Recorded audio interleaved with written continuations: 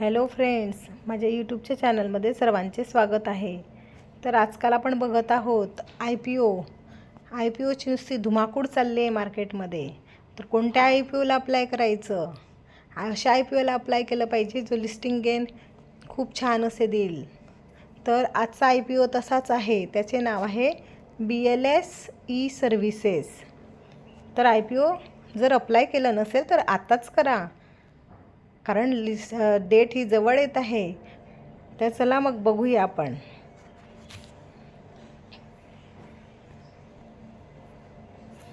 तर BLS E services I P ओची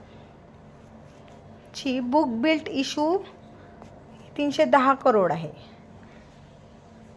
10 crore. The issue is fresh, is entirely fresh issue आहे. 2.3 crore share.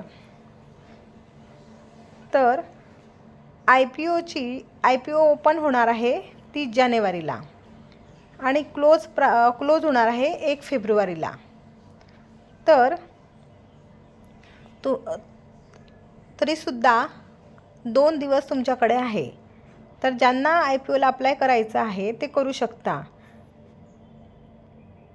किंवा तुमच्या ॲनालिस्टला विचारून घेऊ शकता, किंवा तुम्ही स्टडी स्वतः करू शकतात आय पी ओचा आणि मग घेऊ शकतात.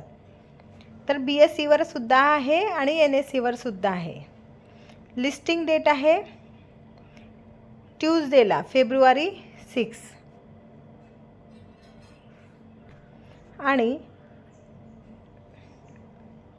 आय पी ओची प्राईस बँड आहे 129 ते 135. 129 ते 135 रुपये शेअर प्राईज आहे. आणि मिनिमम लॉट किती असणार आहे? 108 शेअर. तर रिटेल कॅटेगरीमध्ये आपण येतो, म्हणून आपण 14,580 ही एका आय पी ओला आपण अप्लाय करू शकतो.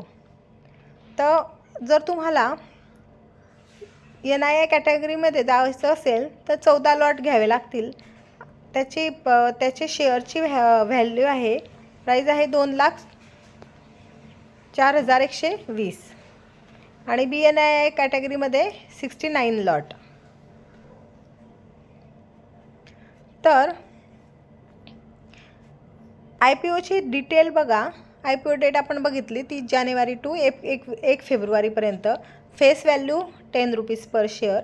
प्राईस बँड 129 ते 135. आपल्याला शक्यतो मॅक्झिमम व्हॅल्यू जी असते ती मिळते 135. लॉट साईज आहे 108 share. Total issue, fresh issue, listing दोघांवर मी सांगितलं, BSE आणि NSEवर. Share holding post issue.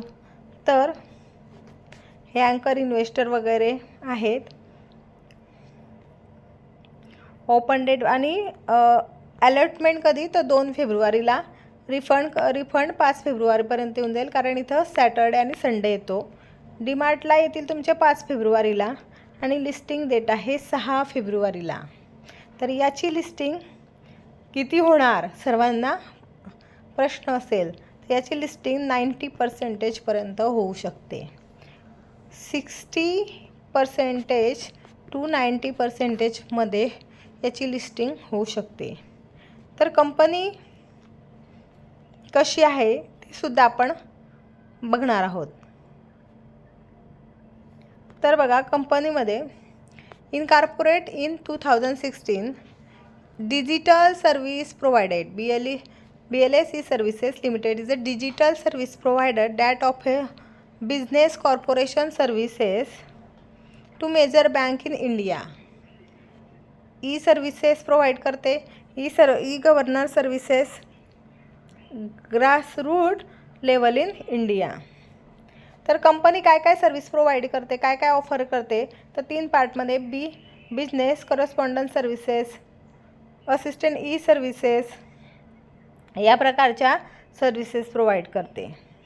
तर आपण आता याची डिटेलमध्ये इन्फॉर्मेशन बघणार आहोत की याच्यामध्ये ॲसेट किती आहे, रेव्हेन्यू किती आहे, प्रॉफिट किती आहे. सर्वात इम्पॉर्टंट आहे हे. तर रेव्हेन्यू इन्क्रीज बाय 150.31%. बघा, रेव्हेन्यू किती छान आहे. आणि profit after tax 277.94 financial year 2022 ते 2023मध्ये. ॲसेट क्वालिटी हा बघा, ॲसेट किती आहे,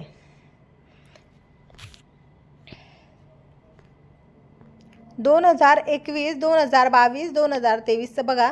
मार्च हा मार्च आहे 2021, 2022चा, 2023चा.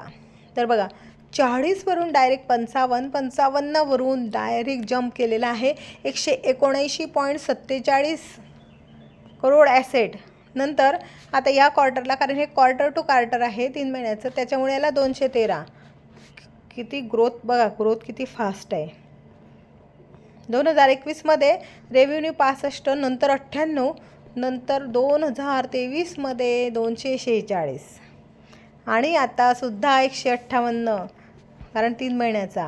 नंतर बघा प्रॉफिट आफ्टर टॅक्स 3.15, 5.38, 14.68. किती भारी. नेटवर्थ बघा 9, 15, 106, 120. पॉरोविंग काहीही नाही बघा, 0. की factor 1 number 33.33. ROE return on equity.